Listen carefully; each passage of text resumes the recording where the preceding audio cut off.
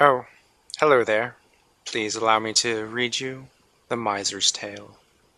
The Miser's Tale. Upon entering my life, I always thought I knew what I truly desired. My heart would always seek after what the wealthy had. I would go down to the pier during the autumn days to gaze upon the rich at play. One fine mademoiselle struck my fancy more than any other had, or ever would. Her arm would dart through the air like white doves. The silver coins leapt from her hand like shooting stars. They would strike the poor upon their faces, their chins, and their noses.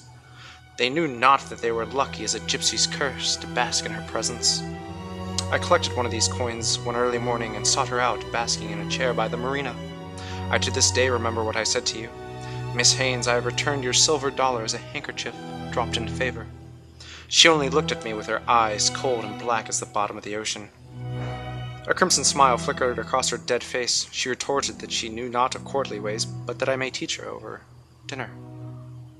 We dined upon morsels of dead cow, salmon, and the finest bitter fruits. We fell into what she believed was love. For me, a grasp at power, a grasp at life. As I sit now in my study, smelling of rich mahogany and leather-bound books, I can only think of my chair. I sit upon my throne, crafted from $100 bills. I know not where it came from, why it's here, or who made it. I estimate its worth at times of boredom. I estimate it in the number of lads it would afford an Ivy League education for. 3. When I pass gas upon the chair, I like to think that I farted in their faces, and how they would writhe at what must smell to them like cinnamon and other favorable spices. I wonder what color the chair would burn. As a boy, I thought these riches would bring me happiness and favor. I have nothing to do. My life is empty as the halls of this house. I ran for senator once, against some backwoods hick. I blame my demise in the election on my inability to catch a baseball. A problem I've had since I was a child, and the other children would hit me with them. I wonder if the pain they feel from the widely distributed blacklists with their names is the same pain I felt as a boy. One boy, the worst of them, Mike Donald, would hit me with balls and mock me, his words wrapped around me, suffocating me, holding me down my whole adolescence, the same way he is now wrapped in a heavy-duty hefty bag under the estate. During the election, I would watch the people on the streets below the estate from my balcony. Oh, how they looked like ants.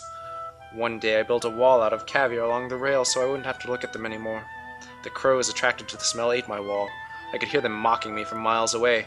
It almost seems as if they would mock me. Why the long face, Joe? I can still hear them upon the television late at night. In the den. Why the long face, Joe? Maybe it's just my mind. Maybe the men upon the television did take glee in my sorrow. In these long empty halls and barren chambers of this house I seldom see my wife.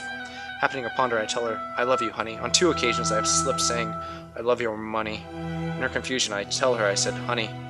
She thinks she believes me. I know now that the wealth and fortune mean little, when only the blood of the innocent can sustain a man's wife.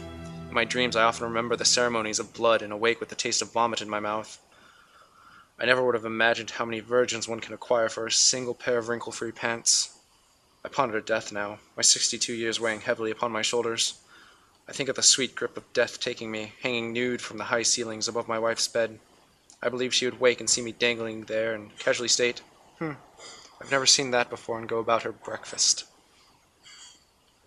The Miser's Tale.